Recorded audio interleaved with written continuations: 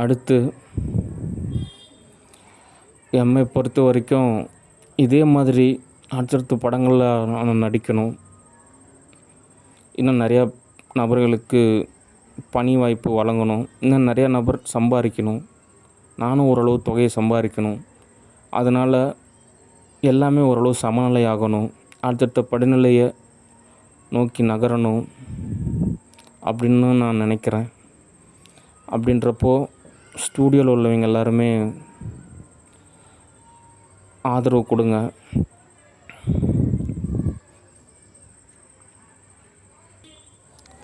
நம்மளுடைய வாழ்வியலை நன்விதத்தில் நிச்சயமாக அமைச்சிக்கலாம். ஓகே. அடுத்து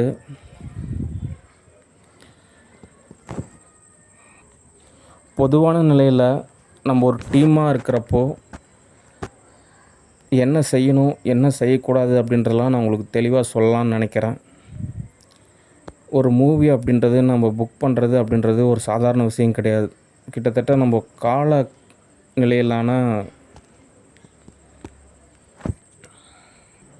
கணிதவியலான ஒரு கோட்பாடு இருக்குது. ஒரு அட்லீஸ்ட் ஒரு 1000 மூவி, அட்லீஸ்ட் ஒரு 4000 புக்ஸ் அப்படின்னாவது படிச்சிருக்கணும். இன்னும் உலக நாடுகள் அளவு நம்ம ஒரு திரைப்படம் எடுக்கிறோம் அப்படின்னா ஒரு 10,000 மூவிஸ் 10,000 புக்ஸாவது படிச்சிருக்கணும். அப்போ தான் அந்த ஒரு வேவ் லென்த்தானது சரியான ஒரு நேர்கோட்டு சமநிலைக்கு தோதாகும். அப்படின்றப்போ தான் நம்ம அடுத்த படி எடுத்து வைக்கிறப்போ தோதாகும். அப்படின்றப்போ ஒரு மூவி நம்ம புக் பண்ண முடிச்சது உடனே நமக்கு கொஞ்சம் தியானம் தேவை, அமைதி தேவை, மௌனம் தேவை. நம்ம இந்த மாதிரி மூவி புக் பண்ணதுன்னா இன்டர்வியூ சொல்கிறது, ஓரளவு ஆர்கனைசேஷன் பண்ணுறது அப்படின்றது சிரமம். ஏன் அப்படின்னா, இன்னும் உங்களுக்கு புரிகிற மாதிரி சொல்லணும் அப்படின்னா, சத்குரு ஈஷா ஃபவுண்டேஷன் அப்படின்னு சொல்லிட்டு ஒரு அமைப்பு ஏற்படுத்தியிருக்காரு. அங்கே உச்சபட்ச வகுப்பாக சமீமான்னு சொல்லிட்டு ஒரு கிளாஸ் நடத்துகிறாங்க. அது 7 நாள் வகுப்பு. அந்த வகுப்புக்கு மட்டும் அவங்க காசு வாங்க மாட்டாங்க. மற்ற எல்லா வகுப்புக்குமே ஓரளவு ஆசிரமத்துக்காக ஒரு தொகையை வாங்கிக்குவாங்க. அந்த 7 நாள் சமீமா மட்டும் இலவசமாக நடத்துவாங்க. அந்த சமீமா கிளாஸ் வந்துட்டு 7 நாளுமே சத்குரு தான் நடத்துவார். அந்த 7 நாள் அவர் சமீமா கிளாஸ்லாம் முடிச்சுட்டு அதுக்கப்புறம் எல்லோரையும் தோது பார்க்கறதுக்குள்ளே அவர் ரொம்ப டயர்ட் ஆகிடுவார். ஏன்னா நிறையா சக்தி நிலையெல்லாம் இருக்கும் அது சமநிலைப்படுத்தணும் அப்படின்றதுக்காக. அது ஒவ்வொரு படிநிலையும் நிறையா சமீமா கிளாஸ் அட்டன் பண்ணதுனால சத்குருவே இப்போது பக்குவமாக தான் சமீமா கிளாஸ் நடத்தலான்னு சொல்லிட்டு முடிவெடுத்திருக்காரு. ஏன் அப்படின்னா அவ்வளோ சக்தி நிலை தேவைப்படுது. அதே மாதிரி தான் ஒவ்வொரு மூவியுமே. ஒரு மூவி முடிச்சதோடனே நமக்கு மீண்டும் திரும்புறதுக்கு கொஞ்சம் கால இடைவெளி தேவை. அதனால் நம்ம ஒரு டீமாக வந்துட்டு உடனே நம்ம உஷாராக ஓகே நம்ம ஸ்டூடியோவில் ஒரு மூவி புக் பண்ணிட்டோம், ஓரளவு இது பண்ணிட்டோம், நீங்கள் உடனே எல்லாமே தோது பார்த்துக்கணும். ஓகே, எல்லாத்தையும் ஓரளவு சமநிலைப்படுத்தணும். ஓகே, அட்டன் டைம்லேயே நம்ம இன்டர்வியூ அடுத்தடுத்த படிநிலை நகர்ந்து போகிறதுன்றது அது ஒரு வகையில் ஆபத்து, சிரமம். ஓகே, அதனால் அந்த ஒரு நுண்ணறிவு, இன்னும் உங்களுக்கு புரியுற மாதிரி சொன்னால் அந்த சூதானம் அப்படிம்பாங்க, அப்படின்றதெல்லாம் மிகவும் தேவை.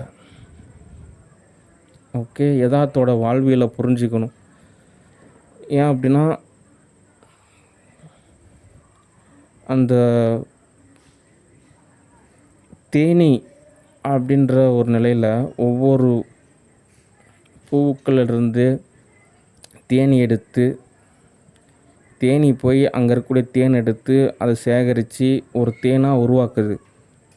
அதுக்கப்புறம் அந்த தேனை நம்ம பயன்படுத்துகிறோம். ஓகே, அதே மாதிரி தான் நம்ம அவ்வளோ புக்ஸ் படிச்சிருக்கோம், அவ்வளோ மூவிஸ் பார்த்துருக்கோம், அவ்வளோ அனுபவம் இருக்குது.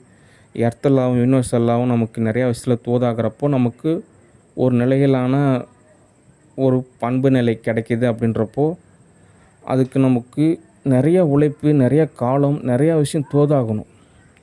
ஓகே, திரும்ப நம்ம மீண்டும் எல்லாத்தையும் சரி செய்கிறதுக்கு அதே மாதிரியான ஒரு கால இடைவெளி தேவைப்படுது.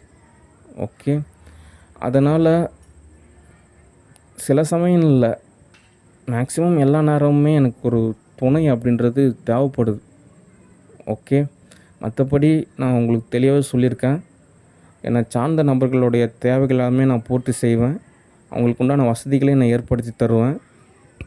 அதனால் அவசரப்படக்கூடாது, சந்தேகப்படக்கூடாது, கேரக்டர் ஸ்கெட்சஸை டேமேஜ் பண்ணக்கூடாது. ஒரு அன்னதானத்தை சரியான வகையில் பயன்படுத்தணும். ஓகே. அதனால் ஒரு நல்ல ஒரு பாசிட்டிவான நிலையில் நம்ம அப்படியே தான் பயணிக்கணும். எது விதமான நெகட்டிவ் அப்படிலாம் நீங்கள் கவனம் செலுத்தக்கூடாது. ஓகே. ரொம்ப ஒரு டைரக்டர்ஸ், அந்த சக ஆர்டிஸ்ட், அந்த ஸ்டூடியோவில் வேலை செய்யக்கூடிய நபர்கள் எல்லாமே ரொம்பவே விழிப்புணர்வாக இருக்க வேண்டிய நேரமெல்லாம் அந்த மூவி புக் அதுக்கப்புறமும் நிறைய எப்போவுமே நம்ம அந்த ஒரு விழிப்புணர்வு நிலையில், ஒரு பண்பு நிலையில் இருக்கணும் அப்படின்றது தான் மிகவும் அவசியம். ஓகே. அதனால் படப்பிடிப்பு அப்போ கூட நான் சொல்ல நினைக்கிற விஷயம் என்ன அப்படின்னா, ரொம்பவே நீங்கள் சூதானமாக, ரொம்ப ஜாக்கிரதையாக, விழிப்புணர்வாக, ஒவ்வொரு விஷயத்தையும் நுட்பமாக, டைம் ஆனாலும் பரவாயில்ல, ரொம்ப பொறுமையாக, நிதானமாக, நல்லா ஆலோசனையால் ஒவ்வொரு படிநிலையாக தான் நம்ம நகரணும். அவசரப்படக்கூடாது. ஓகே. ஏன் அப்படின்னா, அந்த மென்மையான மனநிலையில் நம்ம ஒரு பதமாக தான் முன்னேறணும். ஓகே. இது எப்படி நான் உங்களுக்கு சொல்லி புரிய வைக்கிறது அப்படின்னா, ஒரு மலை உச்சியில் ஏறிட்டுருக்கோம். ஒரே ஒரு கயிறு தான் இருக்குது. நம்ம பார்த்து பதமாக தான் நகர்ந்து போகணும். ஓகே. அந்த உச்சத்துக்கு போனதுக்கப்புறம் நம்ம அவசரப்படக்கூடாது. பதமாக, பக்குவமாக, பண்பாக, ரொம்ப ஜாக்கிரதையாக, ரொம்ப ஒரு பணிவு நிலையில் கூட ஒரு பண்பாக நம்ம நகர்ந்து போகிறதுன்றது தான் சரி. ஓகே. அப்போ தான் நம்ம அந்த பாதையோட நிலைக்கு நம்ம போகிறது அப்படின்றது தோதாகும். ஓகே. அதனால் ஸ்டூடியோ சம்மந்தப்பட்டவங்க எல்லாருமே கொஞ்சம் கவனமாக இருக்கணும். ஓகே. அடுத்து திரையரங்கு பொறுத்த வரைக்கும் படப்பிடிப்பு நடக்கிறப்பவே நான் எல்லாம் தோது பார்ப்பேன். எந்தெந்த நாட்டில் எவ்வளோ திரையரங்கு இருக்குது, யாரெல்லாம் விநியோகஸ்தர் இருக்காங்க, ஒரு நாளில் எத்தனை காட்சியை வந்துட்டு திரையரங்கில் திரையிடப்படும், அந்த டிக்கெட் எங்கே சேல்ஸ் பண்ணலாம், அது எப்படி வாங்கலாம், எப்படி நம்ம ஒருத்தரை வரவேற்கலாம், எல்லாமே A to Z எல்லாமே தோது பார்ப்பேன். மார்க்கெட்டிங் டீமில் அவங்க எல்லாமே தோது பார்த்துக்குவாங்க. ஓகே. அது இல்லாமல் உலக நாடுகளில் நிறையா திரையரங்கு இருக்குது. நம்ம சரியான விதத்தில் டப் செஞ்சு அந்த திரைப்படத்தை உலக நாடுகளுக்கு கொண்டு போகிறப்போ அந்த திரைப்படமானது ஒரு வெற்றிகரமான நிலையில் தோதாகும். அங்கே கிடைக்கக்கூடிய கேஷை ஒரு சமநிலையான அளவு யாருக்கு என்ன தேவையோ அது வழங்கப்படும். ஓகே. எரர் ஏற்படுத்தக்கூடாது. நான் சொன்ன மாதிரி ஒரு 10 கோடி பேருக்கு வேலை இருக்குது. ஓகே. ஏதோ ஒரு வகையில் கன்வெர்ட்டாக ஏதோ ஒரு ஜாப் மாதிரி கிடைக்கும், ஒரு சேலரி மாதிரி கிடைக்கும். ஓகே. அதை நீங்கள் ரொம்பவே ஒரு நன்றி உணர்வாக, பக்தி நிலையில், பண்பு நிலையில் நீங்கள் பயன்பெறலாம். ஓகே. அடுத்து ரொம்பவே உணர்ச்சி பூர்வமாக இருக்கக்கூடிய இந்த நிலையில் என்னை நீங்கள் கேர் செஞ்சுக்கணும்.